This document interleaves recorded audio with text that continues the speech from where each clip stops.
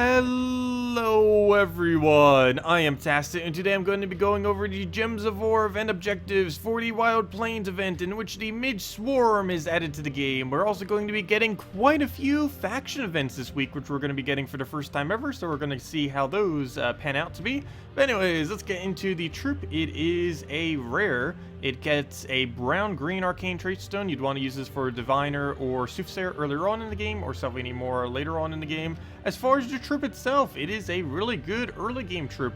It has a double scatter damage. It's weird that it uses a specific term, but that just means split damage.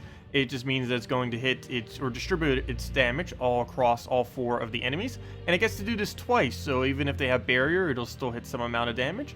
And this overall amount of damage that it has will make it pretty good in pretty much always. Early to mid game, it's mainly just going to be used for some occasional PvP teams, particularly early game. But later in the game, it can be used for quick explore teams. You could use it with Sunbird and this, and then use it with a Forest Guardian and start both of them with half mana, whereas normally you would just be able to start the Sunbird with half mana and wipe them out that way. So very, very nice synergy with that for a quick explore. Other than that, mainly just early game troop. Its traits are pretty useless. It does get to both poison and a disease on skulls, but both of those effects are relatively underwhelming, and you're not really going to ever be using it for skulls. More so, you're going to be using it for its ability. But that's mainly just an early game troop and explore troop for the most part. As far as the rest of things, we have ourselves a 10% bonus to all Tauruses, as well as a 10% bonus to all monsters. We also get 40 souls whenever we end up using the Midge Swarm in Explore, which works out perfectly since it's actually really good in the Explore meta right now. And other than that, we also get these Event of Gemmed crystals whenever we go and use or just kill anything in PvP. And you have to do that 750 kills, but it does give a pretty hefty amount of gems, 150 of them, as well as 7 gem keys here.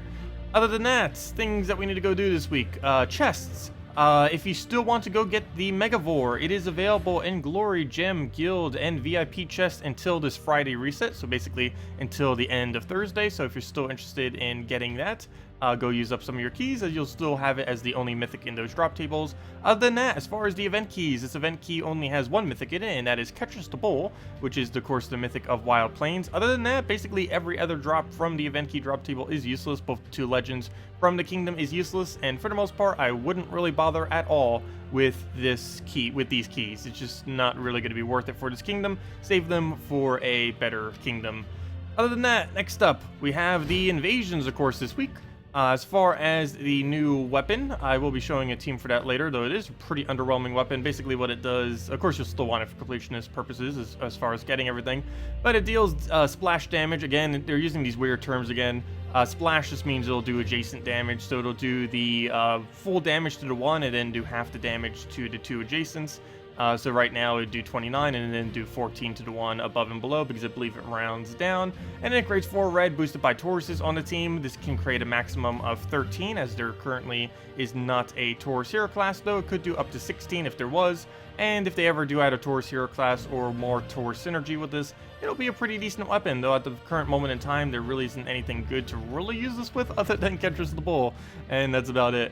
But yeah, let's go and do a battle real quick. As far as the towers, I'm doing double Cloudstalker, Mountain Crusher, and Sunweaver. If you didn't want to go with the double Cloudstalker, you can go use the only purple within the kingdom for skull spam, or simply use one other supporting troop. Either or will end up working. As far as the Cloudstalker, it doesn't really have any additional benefit. All it has is this random split damage, which I believe is right down the middle of what it would normally be hitting anyway, so it's not really gaining any benefit whatsoever compared to a normal invasion troop. So unfortunate in that regard, but it does have 20% dodge and ridiculous damage against towers, so it's still going to be pretty decent to use.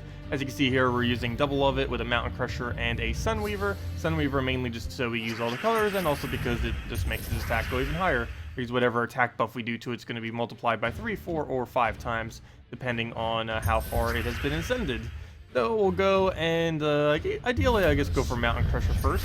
You can use a hero class that starts with half mana like Titan or something like that. Would be a little bit more convenient. Of course, right now I'm just using Warden, as the Warden event is this week as well, this Thursday. But let's go and move that over. We'll see if we can get a Mountain Crusher. I'll try taking that down. It's fine if it takes a skull. Never mind. Apparently we extra turn, so we'll go grab that little skull there. Ideally, if that was a tower, you'd pretty much already be dead off of that. But, ooh, don't you be hitting us. Okay, we'll go, and I guess we'll overkill his first slot? No. We'll let it live for now. He barely does anything. We'll kill out that tower. We'll kill out this other tower. Should pretty much be one-shotting at this range. Of course, later on, we will not be one-shotting whatsoever, but still within that range at the moment. But he'll skull us once. We'll go get this buff so it gets ridiculously big. It also gives us 6 mana, so we can just go and toss its ability again. And 1 skull will easily kill it now with the multiplier that we get from the final trait there. And if we can just find 1 skull, nope, okay, we'll just need to get it to full mana, and that should still be enough to kill as long as he doesn't get that barrier. And down it goes. And pretty much as simple as that. Using a hero class that also has Dispel could be pretty useful too, as there are things like Enchant and Barrier to get rid of on the towers, and that can be somewhat useful for dealing with them. But yeah, that's pretty much what Invasion is going to be for most of the time. Next up, we have ourselves all of the various events this week, and there are a lot of them. For first thing, we're getting the first ever faction event Tuesday, tomorrow. This will be for the All-Seeing Eye faction, so you'll be able to get a lot of renown for the All-Seeing Eye faction, as well as various troops, as well as being able to buy more battles through the delves. There's also a unique weapon from the faction that you'll be able to get from it. And overall, just a really good event to go do. Factions are still obviously very, very new. They're not even a week old at this point. So definitely would be a good idea to go and throw a bunch of gems on it if you have some spares. Simply because you'll be able to get a bunch more treasure, a bunch more faction troops, and a bunch more renown. And overall, just speed up the process. And you'll be able to get some free battles, of course, as well. And these do not count as your own normal delves, so you're still going to get the normal 3 on top of however many they give for the faction event. And on top of that, we're also getting a new faction this Friday. This will last all the way from Friday until Monday reset, so those 3 days, Friday, Saturday, Sunday. And we'll get more delve battles every single one of those days. It is possible to find Val Ravens in these specific delve battles, though the chance of it occurring is very rare, and missing one is super, super bad. Because obviously if a Val Raven gets away, that's 2 whole delves that you missed out on. So yeah, definitely want to make sure you have something to kill out those Val Ravens. Whatever team you end up going with it. Other than that, the other events, we have ourselves the community voted pet. This was voted on a couple of months back, and they developed a cat dragon, ended up winning the voting. And it's a completely adorable cat dragon, has no actual effects other than being super adorable. So you'll be able to get that on Wednesday. I believe they're going to be giving out 1 copy for free to everyone as well. So even if you can't complete out the battles, you'll still be able to get it from, they're either going to do it through the mail system or through the calendar system, one or the other. But they will be almost guarantee adding it for free in some way. Other than that, class events, Warden this Thursday. This isn't really too relevant as it's a pretty bad hero class, but it still has that good rogue tree on it that gives it like 30% dodge and that Hunter's Mark thing. And it's also good in beast teams. I don't know if they're going to be changing that this Thursday to War Gear or not, but at the current moment in time, it does count as a beast, so you can use it with Forest Guardian and get it with a half mana start and just synergize it with other various beast teams. So, Soulforge. We have Soulforge this week, obviously, as every week, but we have 2 pretty noteworthy things that are craftable. It is Infernus and Elamagrim. Infernus was just available last week, but if you happen to have not gotten him off of event keys, well, you can go get him off of diamonds now if you happen to have the spare diamonds for that. And other than that, there's Elamagrim. Elamagrim is not used for much, but it's pretty good at Guild War days, particularly Purple Guild War Day, since it can infinitely loop on that day. What makes it really strong as well is if you can get a good burner, the best burner in the game obviously being Infernus himself actually, who is also available because he can burn all enemies on a single extra turn. But Elamagrim is pretty burn dependent. It creates 8 purples boosted by each burning, up to 1 per burning, meaning that it can get a 12 purple gem spawn every single cast, and that's a lot of damage. Gets to hits all enemies, plus a 12 gem spawn if you had all the purples, or if you had all the burnings, I mean, and you end up getting 12 purple. So very, very useful troop for just constantly getting its mana back. It does use purple itself, so it does generate right back into itself. Other than that, it's actually the best impervious troop in the entire game, except maybe Megavore. I guess Megavore could technically have that title now, depending on how you look at it, but it's definitely one of the strongest impervious troops in the game, and it's also one of the best attack-reducing troops in the game, being able to reduce all enemies attacked by 4 every single extra turn, basically meaning you're doing a 16 stat reduction per extra turn, which is very, very strong to say the least. So both of those could be considered worth crafting if you are interested in them. Other than that, that should be everything. So let's get into some teams then. So right off the bat, we're going to be showing, well, I guess we'll go show the Explorer team first. It's pretty standard Explorer, but let's go to any Explorer that you want to go do, and go to this team. We have ourselves a Sunbird, the Midge Swarm, Firebomb, and either your hero using Soul Blade or a Forest Guardian fully traded.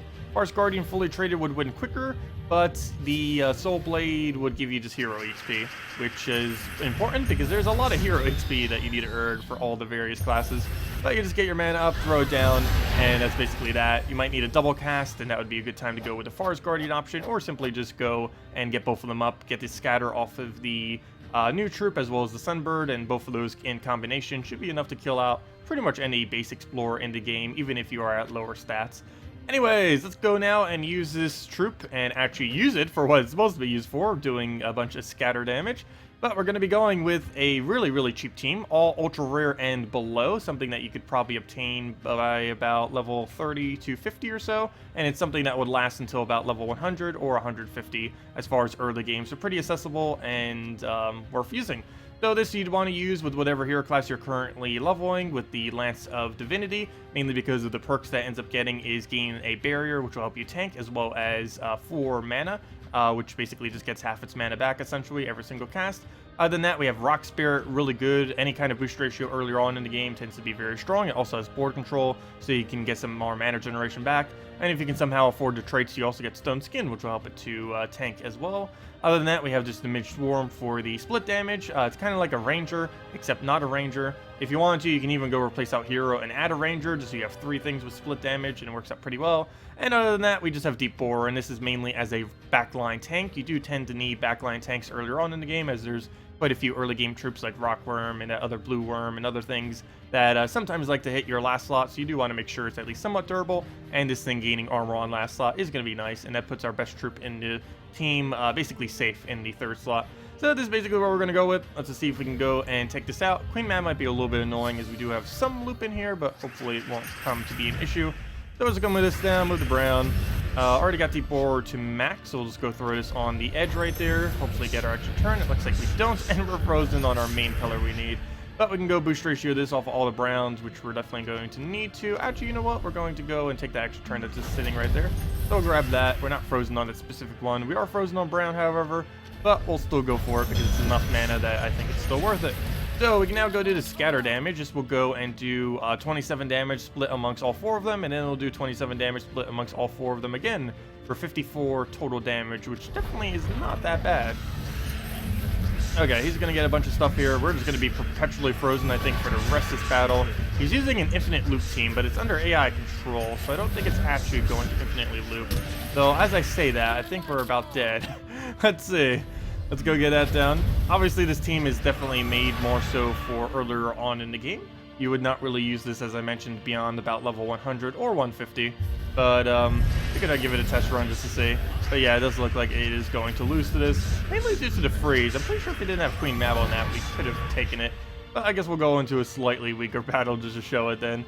Not that weak. Not that weak either. Okay, sure, this one. That'll work. But let's go try it one more time. Get a little bit better. And then we have one other team. Go move that over.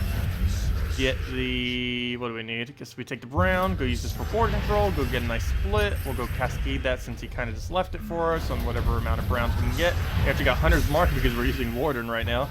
And his stats are so low we just kill that. Get our barrier right there at 4 of our mana if you happen to have the affixes on it. Go get the brown over there. Go get one more split, and then I guess we'll kill off a double scatter. Actually, double scatter is almost enough to kill now, but go for that. And I guess we'll just wipe it with this. And there we go. That's a bit better, but obviously mainly just meant for early game for newer players. And other than that, and we'll probably be using on our Let's Play account as well. And other than that, let's go find another mid-range. That's a little bit too weak. Let's see. Yeah, we'll take out this one. We'll see. But we're going to be using a interesting team using the new weapon. By interesting, I mean, what on earth is this? We're going to be using... it's mainly because there's almost no Tauruses to use it with, to have synergy or mana generation back to it. But if you're going to bother using this weapon, this is about as strong as you're really going to get with it, other than using Titan first slot, obviously. But basically, we're just going to go and cast a few times. He just converted out all the colors I need. So we'll go take that brown. Since we have so many Tauruses, we're going to be creating 13 reds right off the bat. We're going to do this on first slot so we can go do double Ketris here. So that feeds Ketris. That's obviously going to happen every single time. We then go for the double kill there. You're supposed to die. What are you doing? Normally that would, but apparently has a lot of durability and won't this time around. But not that big a deal. We can just go wipe it out with one single skull once we actually go find one single skull. I don't think we really have anything good for board control here, so we'll just go take it for a little bit of mana. No good Cascade either, but we can keep stacking magic buffs, which is nice. And all we need to do is just go repeat the cycle again, go get the weapon back up, and this will go give Ketris back to full mana, and that will essentially win us the game. So we'll go throw that down, that'll give us all the reds, we throw Ketris at that. Let's take the skull first since that's not dead yet, and that will kill out both of them. It should. Okay, currently has enough durability, so you will not. So we'll take a skull into the skull, and that will be that. But yeah, general premise of the team, you just keep cycling between these two, set basically all your banner to be able to get this up as quickly as possible. That instantly gives you Ketris, you throw down Ketris, and you essentially just work with that combo. Biggest issue it has is it needs 2 better troops. Something to replace those 2 soothsayers. But unfortunately there isn't, so you just kind of got to go with 2 soothsayers and hope it works out. But yeah, it's not really that good of a weapon to use. I wouldn't really bother upgrading it. It also has that really annoying explosion when it does a gem spawn. So basically that one explosion that it does the explosion to a skull. I don't think I showed the things on it. Let me go show it right now actually. But it has an explosion on the very final thing, and generally that can get more in the way, especially when you're only doing one color. It can get more in the way than how it's even going to be helping you, so I wouldn't really advise it. But yeah, it doesn't get to explode a skull, but unfortunately that exploded skull could stop your red alignment. So not really that worth getting this thing upgraded. The rest of its perks aren't really going to be doing anything for you either in most of the teams that you'd really use it in. So I wouldn't really bother upgrading this thing. It's not really something you're going to be bringing out. This weapon is definitely worth having though, not just for collection purposes, but if they ever add a Taurus hero class or more Tauruses that aren't completely useless, then this thing might actually be very effective. Kind of like how Divine Protector was pretty bad when it first came out, but then became insanely overpowered when it actually got like slightly buffed, and then Divines became meta, and then yeah. So this thing could become the new Divine Protector in the future, so you never know. Obviously it isn't right now, but it could in the future. But anyways guys, that will wrap it up for this video. If you still have any other questions or anything else you want me to go over, feel free to leave it in the comment section below. Anyways, thank you so much for watching and have a wonderful week. Goodbye everyone!